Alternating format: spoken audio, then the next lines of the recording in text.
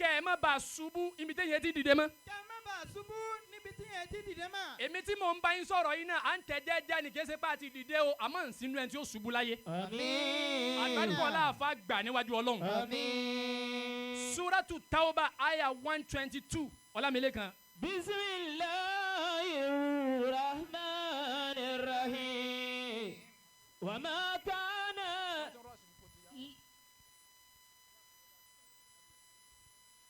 Lábẹ́ bí a ti múra àti kí Al-Qur'ani tí a fẹ́ ké aya náà là ń kí wọlé bàbá wa Elende of Ekwende bàbá wa ọba Abdulwahid Babatunde Adékúnlé ayuna ìmọ̀ pé dáadáa. Rasulul Huda ahlan. ayuna wà fọ. wa sahlan wa marhaba. à ń kí ìwọlé bàbá wa kábíyèsí Elende fún gbogbo Èkóǹde. Hadizu kama. wa aqyaba. àbáwá rọ ìdù ẹyọ àsìkò tí mò ń lò fún bàbá kábíyèsí kó nu àsìkò tẹ fún mi mọ fà nẹbí bẹyìn. Rasulul Huda. ahlan wa sahlan. ahlan wa sahlan wa marhaba.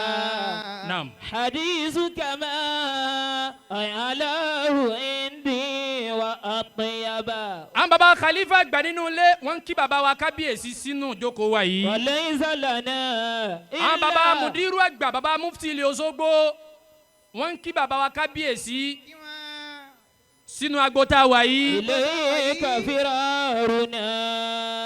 àwọn bàbá wa mufti ilé Osogbo tí ò ní àǹjakandi kankan lé lórí gbogbo mufti ló dá wàhálà alẹ́ tó Osogbo nìkan ni ò ní wàhálà kankan nù. alhamdulillah. bọ́ọ̀ bá tiẹ̀ fẹ́ ṣe wàhálà ìwọ náà gbọ́dọ̀ sọ jáde ọ̀rọ̀ ló ti máa sọ. Ọlámilékan. wa man yabtaghi kal-insi. dákun Ọlọ́run. wal-jinni darrana. dákun Ọlọ́run. fasallit alayhi ajilatin dawa.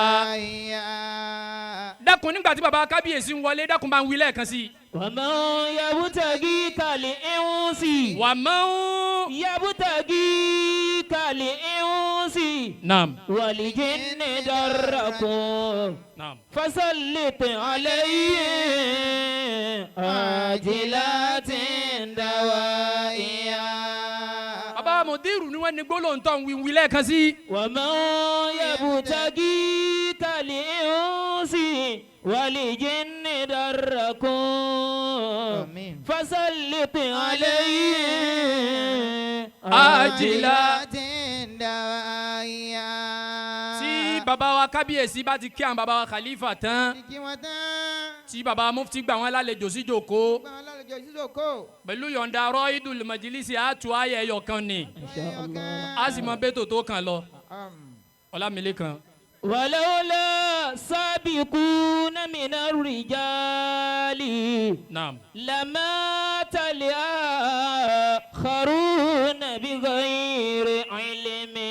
ẹ dákun gbogbo àwọn olóríire tá a wà ní jòkó ẹ bá yòǹbó ànábì lẹ́ẹ̀kan náà. sallallahu alayhi wa sallam. àwọn èèyàn ò sí pẹ̀lú wa.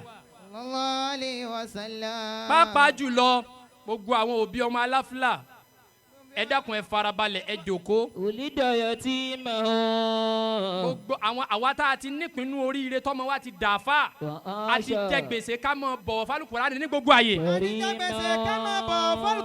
ṣé bàbá kábíyèsí ti jòkó. bàbá wa Elende of Ekwende ọlọ́dàkùn mọ́ jẹ kánjú kú.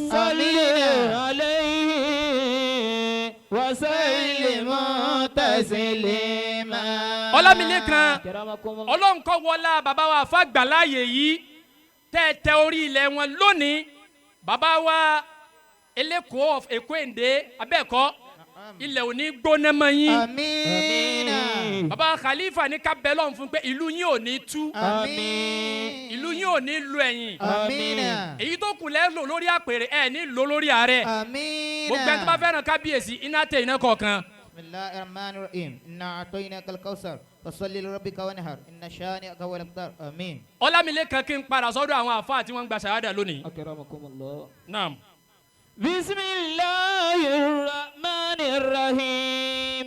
wa ma kana lil mu'minuna. wa ma kana lil المؤمنون لينفروا كافة كادله ولولا نفر من كل فرقة منهم طائفة ليتفقهوا في الدين ولينذروا قومهم إذا رجعوا إليه لعلهم يحذرون. ẹ dákun gbogbo ẹ̀yin àfáà tẹ́ ń gba ṣàhádà ẹ̀yin ni mo dojú àyà yìí kọ. ilẹ̀ ti dagun lórílẹ̀‐èdè Nàìjíríà o. àyà yìí ń sọ fún wa wípé kò jẹ́ dandan kí gbogbo ẹni tó kéwú kó ṣiṣẹ́ alálàáfà. kò jẹ́ dandan kí gbogbo ẹni tó kéwú kó dàáfà. a gbọ́dọ̀ kọrí síbi kan náà. a gbọ́dọ̀ kọrí síbi kan náà. ma kana lil mu'minuna liyanfiru káfà. ẹ dákun lórí wàhálà tí ń bẹ ńlẹ̀ ẹ̀yin ẹ má tún rárí wọ̀. irú wàhálà wo wàhálà kí mọ̀mú mẹ́wàá kí wọ́n máa pín 2,000 nú àwo kò tó sórí rẹ̀ kankan mọ́ Nàìjíríà mọ́ o. dandan ni kí gbogbo àwa mùsùlùmí ó kéwú àmọ́ ìṣe dandan gbogbo ẹni tó kéwú kó ṣàfà. kẹ́sẹ̀ dandan ni kí gbogbo ẹni tó kéwú kó dàáfà. àyà yìí ń júwe pé nínú ìrìnàjò kéwú tá a ké kálukú ó ṣàwárí ẹ̀bùn tọ́lọ́hun fún. ṣàwárí ẹ̀bùn tọ́lọ́hun bá bùn ọ́. bàbá wo ni wọ́n tún wọlé bọ̀ wá. bàbá wa Alhaji wa Saba. Alhaji wa Saba. àwọn náà ń wọlé bọ̀ wá. Rasulul Huda. àwọn bàbá wa ìmáàmù ní ká máa kí wọn. wa salam marhaba. àsìkò tá a fẹ́ kí àyà Al-Qur'ani àyà kan náà ni wọ́n wọlé. hadithu kama alahu indi wa atyaba antum muradun. wa ma fil kawni ghayrakum. àwọn àfáà wa nìyún. lawlakum lamutatibu nafsi wa anfasun. sórí ọ̀pọ̀lọpọ̀ àwọn nǹkan tá a ti kàtàmọ̀ tá a gé nítorí àsìkò ní mọ̀wulẹ̀ tún wọ́ mi padà lọ́bẹ̀ mọ́ o. akramakumullah. bọ́lọ̀ ń bá di ara yà kan ìyẹn nàná walillahil hamdu. inshallah. a kí àwọn bàbá wa tí wọ́n wọlé nígbà tí àwọn bàbá wa mufti wọ́n ń gbà wọ́n lálejò lọ́wọ́ àwọn bàbá wa khalifa wọ́n ń gbà bàbá wa Saba. pé dáadáa. alwa wa Saba. síbẹ̀ náà ni tọ́ bàbá wa Tápàwí Ọlọ́run kó bá ṣàlékún dáadáa wọn. Amina. a ti mọ̀ pé olólùfẹ́ àwọn àfáà wa ni wọ́n. Ọlọ́run dákun má jẹ́ ṣubú láíláí. kana lil mu'minuna liyanfiru kafa. ẹ dákun látara àwọn tí ń gba ṣàhádà gbogbo àwọn oníkéwu ọjọ́ pípẹ́. gbogbo àwọn oníkéwu ọjọ́ tó pẹ́. àtàwọn táwọn ṣẹ̀ṣẹ̀ ń darapọ̀. àtàwọn táwọn ṣẹ̀ṣẹ̀ ń darapọ̀. kí ẹ ṣe dandan ni kí gbogbo wọn gbégbá pé mo fẹ́ máa ṣalálàfà. ṣe dandan. Al-Qur'ani ló sọ bẹ́ẹ̀. Al-Qur'ani ló wí bẹ́ẹ̀ fún wa. nírí àjò pa kéwú ọ̀tọ̀ọ̀tọ̀ lẹ̀bùn tọ́lọ̀ ń fẹ́ ní kọ̀ọ̀kan. ọ̀tọ̀ọ̀tọ̀ lẹ̀bùn tọ́lọ̀ bá bùn ẹnì kọ̀ọ̀kan. nínú tí ń dààmú ayé ni pé gbogbo oníkéwú ó fẹ́ ṣe wáàsí. gbogbo oníkéwú ó fẹ́ ṣe wáàsí. gbogbo oníkéwú ó fẹ́ ṣe jálàbí. gbogbo oníkéwú ó fẹ́ ṣe jálàbí. gbogbo oníkéwú ó fẹ́ ṣàfà. gbogbo oníkéwú ó fẹ́ ṣàfà.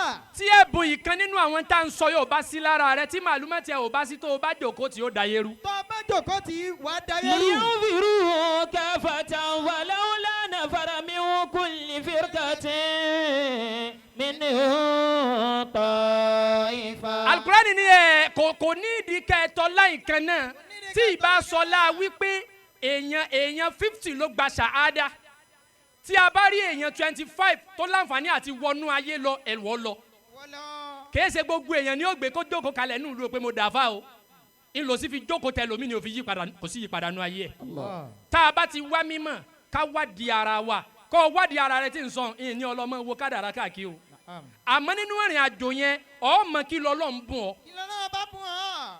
àmọ́ tó bá jẹ́ pé n tó bùn ẹnìkan ló ń sojú kòkòrò tó mójúlé tó bùn ọ́ kò lè la ọ́ kò lè lọ. kò lè pín ọ́ kò lè pín ọ́. wàá kàn máa wò pé kíní yóò jọra wọn àkọ́kọ́ bí táwọn èèyàn ti ṣubú nù téèyàn bá ṣubú látara pé kò wá ẹ̀bùn ara rẹ̀ rí kó mọ tó jòkó tì yóò máa rò pé kádàrá òun ọ̀dà ni ayé aláyé ni yóò máa lò. ayé aláyé ni yóò máa lò. àwọn kan lọ àwọn kan lọ. ẹni ó bá lè wọnú ìjọba gbé kéwù rẹ̀ wọnú ìjọba lọ ẹni tó bá lè wọnú ìbọn náà tún máa wọ̀ lọ bọ́ western education ó tiẹ̀ wá ní fùnúnù tó pọ̀ tó bá jẹ́ wípé ó wá lọ sápá ọ̀tún wọn dá ọ padà ó lọ sápá àlàáfíà wọn dá ọ padà tó bá jẹ́ pé di ike lọ́lọ́run ti fẹ́ lu ọmọ àmọ́ kọ́kọ́ sì gbéṣẹ́ kó o tó mọ ibi tọ́lọ́run fẹ́ lu ọ sí àwọn tọ́lọ́run bá wá dá dúró lẹ́hùn ẹ̀yin tẹ́ ẹ bá wá wọnú ayé lọ kí ni iṣẹ́ wọn kí ni iṣẹ́ tẹ̀yin tẹ́ lọ àyà yìí náà ló yanjú ẹ̀. liyatafaqahu fi ddini. ẹ̀yin tẹ́ ẹ jókòó ti mímọ́ ẹ̀yin lẹ́ẹ̀ mọ̀ gba kéwú sí lẹ́nu àwọn àfa wa àwọn tí wọ́n ti gbé mọ̀ wọn wọnú ayé lọ́hùn ẹ̀ mọ̀ fà wọ́n wípé ẹ rọra o. kéyìn o má gòjù àkọ́kọ́ nu ẹlẹ́ẹ̀kejì tí ń gbá àwọn èèyàn ṣubú. ولينذروا قومهم إذا رجعوا إليه لعلهم يحذرون. kí n wá fi lé tébù nǹkan mẹ́rin ló wà nínú mi mo ti sọ kan ẹlẹ́ẹ̀kejì ní fi sọ kalẹ̀ gbogbo àwa tá à ń kéwú lónìí tá a jáde lónìí eri inú nǹkan ẹlẹ́ẹ̀kẹrin tí mo fẹ́ sọ mo gbé wá sẹ́lẹ̀kejì mo gbé number 4 wá number 2 téèyàn ó kàn kéwú jáde nílé ẹ̀kọ́ yìí tọ́mọ wá wò pé kò mọ nítumọ̀ bí ṣe nítumọ̀ fáwọn kan ẹ má dalẹ̀ lé àfàgbà. gbangba bí tá a ti kẹ́kọ̀ọ́ ni mo ti ń sọ yìí gbogbo àwọn tí wọ́n dalẹ̀ lé àfàgbà látara bàbá wa jáde mọ́tàn lé látara bàbá mùdírù tòní bẹ́ẹ̀ bá rí wọn ẹ̀ lè mọ̀ pa àfa ni wọn. sọ́dà kó o jò kó o sì máa béèrè pé sáàfà lẹ́yìn náà. èwo ni bàbá wa jáde mọ́tàn lé làáfà àti a mùdírù tòní ẹgbẹ́jọ ní èwo ni tó fò. ó rí pé bọ́ bá dàgbò wọn mọ́. ولينذروا قومهم إذا رجعوا إليه ó kí bàbá wa ṣéwù kẹ́kẹ́ ọlọ́jà rí pé لعلهم يحذرون. tó o bá gba ṣàádà tán tí wọ́n bá kó ìtàn kítàn sí ọlọ́pọlọ tó o bá ní ti bàbá mùdírù tòní báwo o ti dalẹ̀ lé àfàgbà. gbogbo ń tó bá jáde nínú ilé àwọn àfa wa ni wọ́n. tọ́rọ̀ ò bá ti yọ fíláyìn kéwú lẹ̀ kọ́ lọ sí nǹkan mi. kódà bó o bá dalẹ̀ lé àfàgbà bó o bá lọ sí nǹkan mi náà kò tún lè pè ọ́. لعلهم يحذرون. má sì mí gbọ́ o n tí mò ń sọ fún ọ yìí àwọn èèyàn ti ṣubú mbẹ̀ gan o kọ́ máa já kálukú náà nú jẹ kọ́ máa já kálukú náà nú jẹ iye rẹ́kọ̀dù tó ti ṣe nípa bàbá wa mùdírù tòní tó wà mẹ́yìn o rí àná lára òní kí ló wá kéwú fún ọlọ́tún kéwù rẹ kéwù mi wọ́n ti tún ọkọ lẹ́kọ̀ọ́ kó tó wúlò àyàfi tó bá fẹnu gbọ́dọ̀ pé bàbá wa mùdírù mo túbá wàláhì mo dalẹ̀ àfàgbà. مفسرون بفصاحة. ìkìlọ̀ yìí tí bàbá wa alájà pẹ́ fáwa nu gbogbo ọmọ kéwù àwọn tí ó bá ní sórí ibú láyé kọ́mọ dalẹ̀ àfàgbà o. ọmọ kéwù tí ò bá ní ti sórí ibú láyé. ó gbẹ̀yìn àfàtẹ́ gba ṣáádà lónìí gbogbo bí ẹ bá yà sí ẹ má dalẹ̀ àfàgbà ẹ má dalẹ̀ ilé àbàjòrò ẹ má dalẹ̀ bàbá mùdírù tòní ẹ sì má dalẹ̀ àwọn òbí tí wọ́n bí yín. ọlọ́run dákun abẹ́ ọ ọlọ́run jẹ́ yín náà orí tiyín náà ṣe ń bẹ o. amiina. àwa náà ń fa lọ́mọ́lọ́run lọ́wọ́ ni oríire wa ọlọ́run dákun má gbé gbàgbé ọ̀tá wa kọjá. amiina. ọlọ́run wọlé àbáwọ̀ àfàgbà láàyè tiyín náà tẹ̀ ń gbà lónìí ẹ̀ ní takú sọ́nà. amiin. gbogbo ògbésẹ̀ tó kù ọlọ́run ó jẹ́ ó ṣe gbé fún yín. amiina. alif la hawla wala quwwata. illa billahi al-aliyyil azim. olúwa ṣe kẹ́ àti gẹ̀fàlù fàgbà àṣeyìkù yusufu foríjì wọn lọ́hùn. olúwa ṣe kẹfàlù fàgbà àṣeyìkù yusufu foríjì wọn lọ́hùn. baba Maulana Fadilati Sheikh Muhammad Yusuf baba fàgbà alábàjá òró rahimahullah. tá à ń gbé àlùbáríkà wọn káàkiri bisimilayi mẹ́ta kúlú wàláhù mẹ́ta agbo yìí tóbi púpọ̀ ẹnu ńlá náà ló sì ṣe sọ̀rọ̀ bí agbo bá ti tóbi àmọ́ wọn bẹ́ẹ̀ tí mo sọ yìí náà ọlọ́run ò dákun mọ́ bẹ́ẹ̀ ọ́ má ṣe ní sábàbí àpadà sí ibú fèmí náà gbogbo ẹni tó wá gbọ́ nínú wa ọlọ́run jọ lápadà dáa lára wa bàbá àfa gbàdákun jẹ́ wọn máa sinmi sínú kí ọlọ́run bisimilahi rahman rahim. kul huwa allahu ahad allahu samad lam yalid walam yulad walam yakun lahu kufuwan ahad. bisimilahi rahman rahim. kul huwa allahu ahad allahu samad لم يلد ولم يولد ولم يكن له كفوا أحد. بسم الله الرحمن الرحيم. قل هو الله أحد الله الصمد لم يلد ولم يولد ولم يكن له كفوا أحد. pọ́ìntì mi àkọ́kọ́ fún gbogbo àwa tá ń jáde tá ń gba ṣàhádà lónìí ntẹ́ ẹ̀ bá ti mọ̀ nípa ẹ̀ má jókòó tì kẹ́ ẹ̀ sọ fáyé pé ẹ̀ mọ̀ ẹlẹ́ẹ̀kejì ẹ̀ má dànù lé àwọn àfáà tí wọ́n kọ́ wa ní kéwù ẹ̀ má dalẹ̀ wọn subhana rabbika. rabbil izzati amma yasifun wasalaamu ala al-mursalin walhamdulillahi rabbil alamin. kí a tó lọ síbi kíkí bàbá alájọ wa sábà bàbá alájọ wa Ahmed Muhammad sábà fàtápà wọ́n ní bàbá tí wọ́n ṣe wáàsí wọ́n làwọn gbádùn wọn púpọ̀ àwọn sì lè gbọ́ parí wáàsí láì dá jàmọ́ láàmú wọ́n làwọn fún wọn ní 20,000 naira. Allahu akbar. nígbà tí bàbá ń ṣe wáàsí lọ́wọ́